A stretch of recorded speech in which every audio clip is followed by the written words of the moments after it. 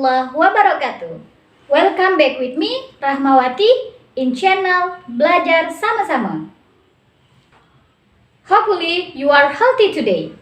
Today, we are going to learn about narrative text.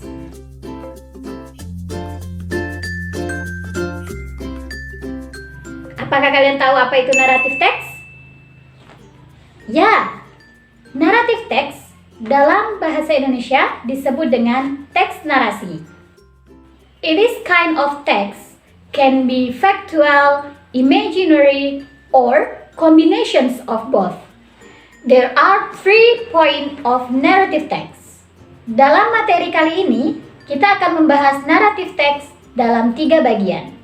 Social function, generic structures, and yang ketiga apa? Ya, language features.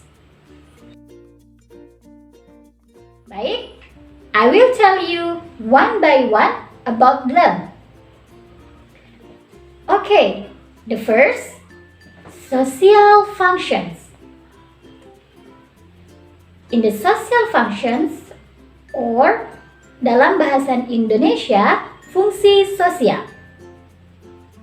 Jadi, fungsi sosial dalam narrative text to amuse or to entertain the reader about the story. And then the second, generic structures, atau dalam bahasa Indonesia disebut dengan bagian teks. Baik teman-teman, saya akan membahas tentang bagian pertama dari teks naratif, orientation. In the orientations, this is the opening of paragraph. Usually, this is tells about the characters.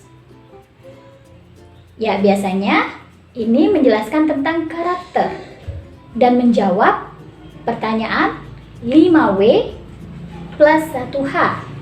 What, who, when, where, and why.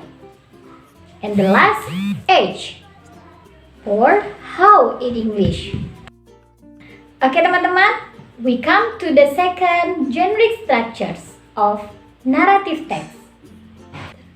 What is that?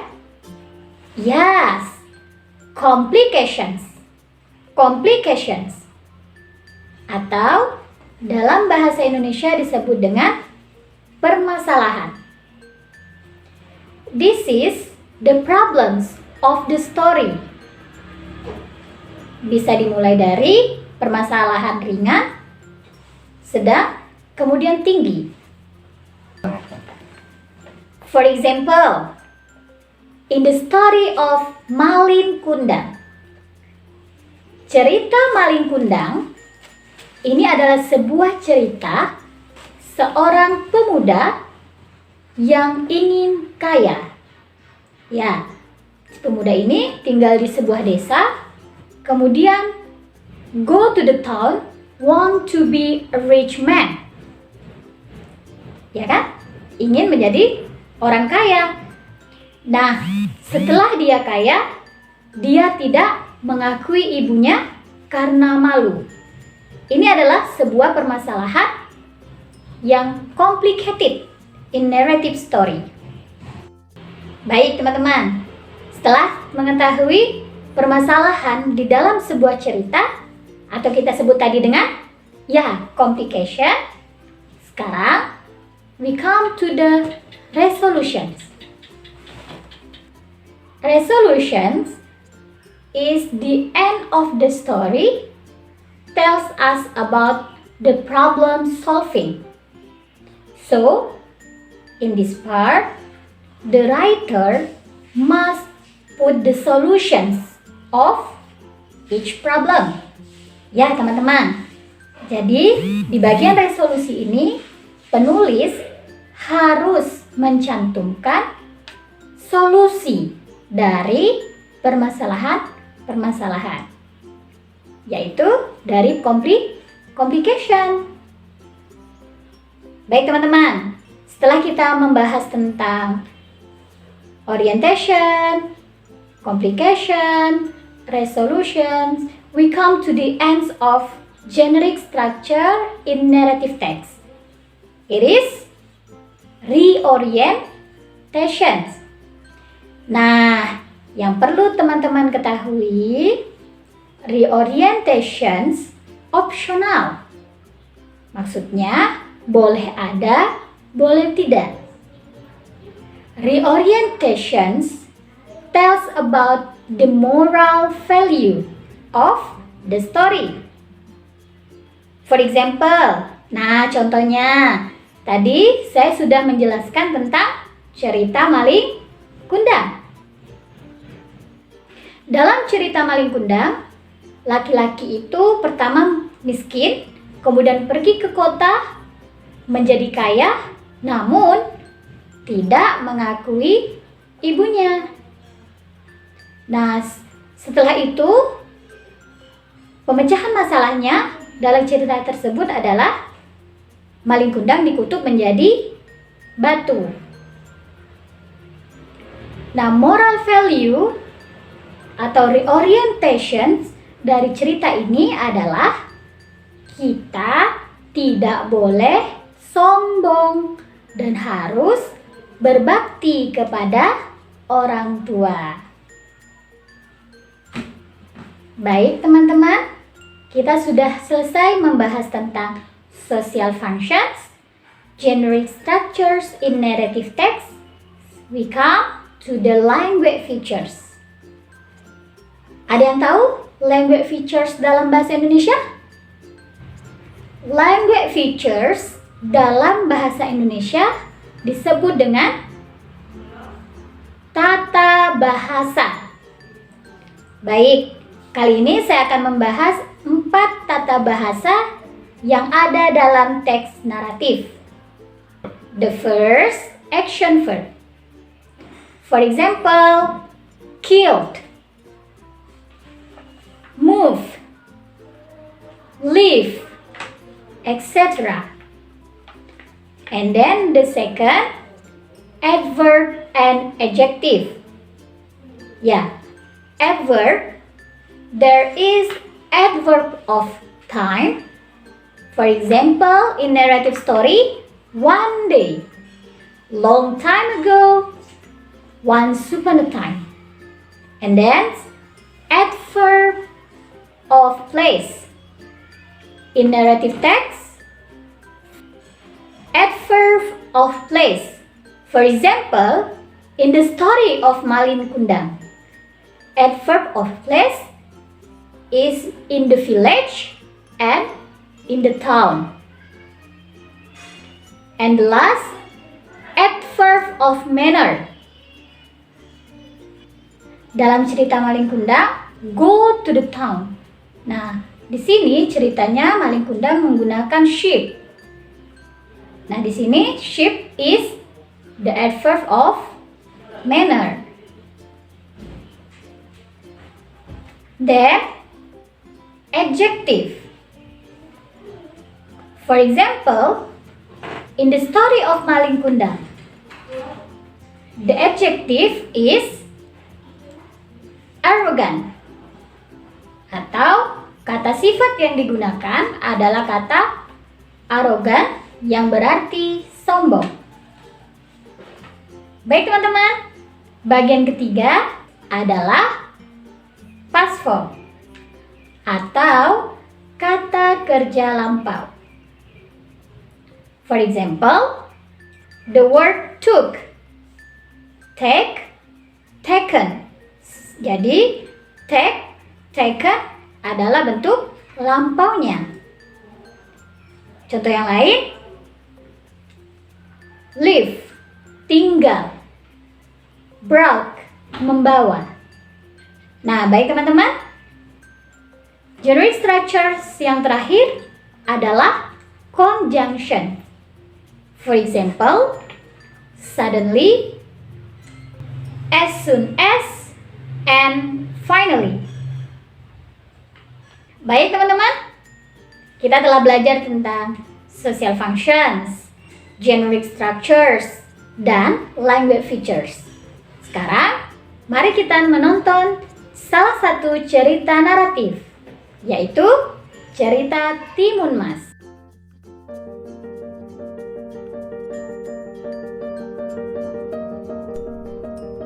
Long time ago, there lived an old woman named Mbok Sirni. She lived by herself because her husband had long passed away and she had no children.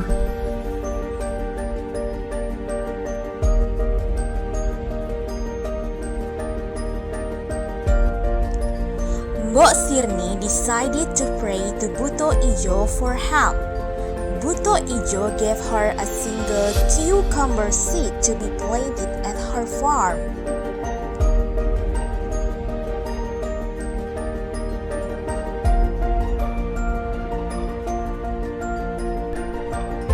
Buto Ijo said to Mbok Sirni that she must give the child back to Buto Ijo when the child is 6 years old.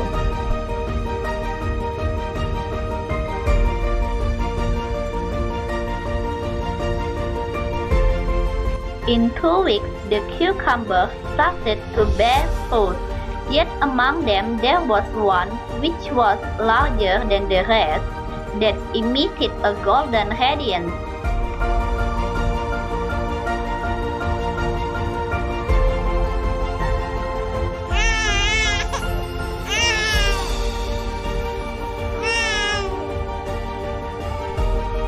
Splitting it carefully, Mbok Sirni found a beautiful baby girl inside. Filled with joy, she named the girl Timun Mas.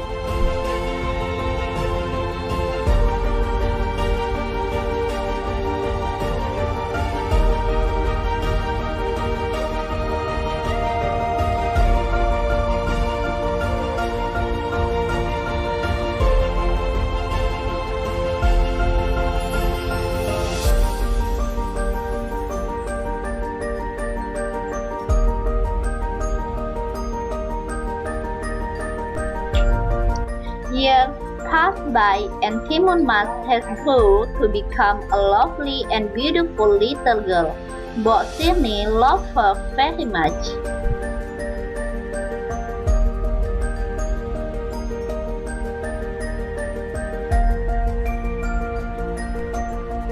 Mbok Sirni remembered about his promise to Buto Ijo, but she could not bear to lose Timun Mas. Desperate for help, she journeyed to Gunung Kidul to seek advice from a powerful hermit. The hermit presented Mbok Sirni with 4 small pouches.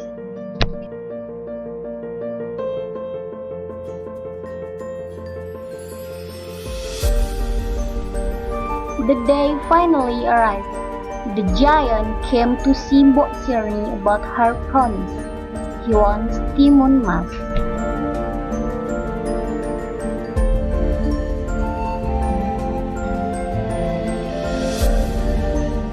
Timun Mas ran away from the house, and she brought 4 small pouches which were given by the hermit. These pouches could save her from Buto Ijo.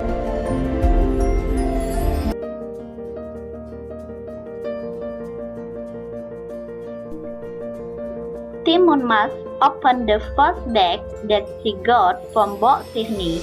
Inside the bag were cucumber seeds. She threw the seeds, and instantly they grew into large cucumber fields. But the giant ate them all, giving him more strength.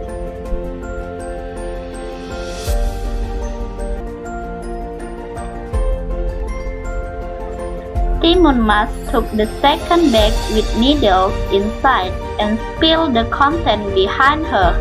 The needles turned into bamboo trees, sharp and thorny.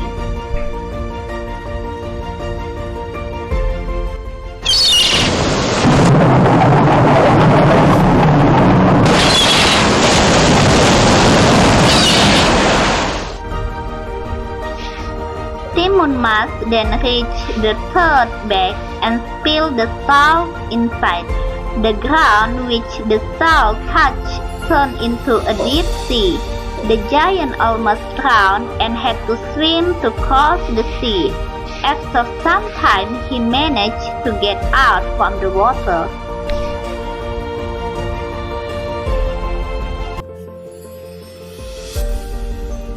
Timun Mas reached for the last bag.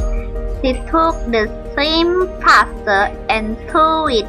The shrimp pasta became a big swarm of boiling mud. The giant was trapped in the middle of the swarm. The mud slowly but surely drowned him. Then the giant drowned and died.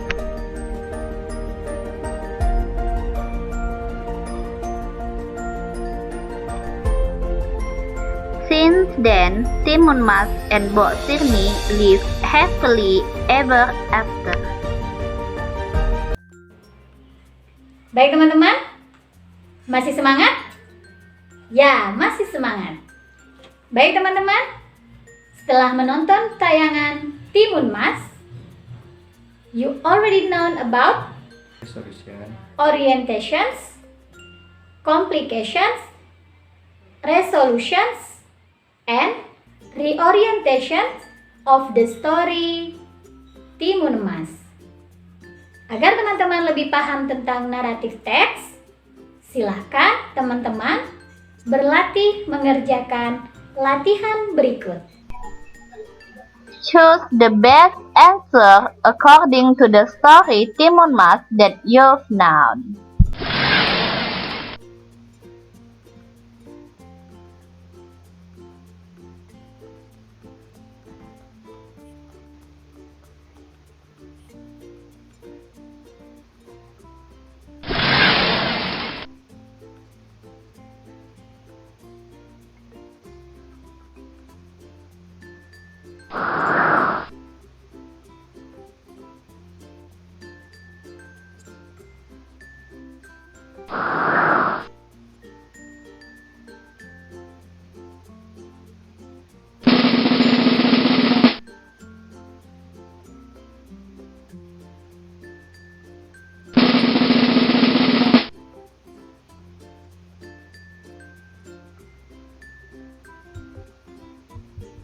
Sampai 6 ya soalnya.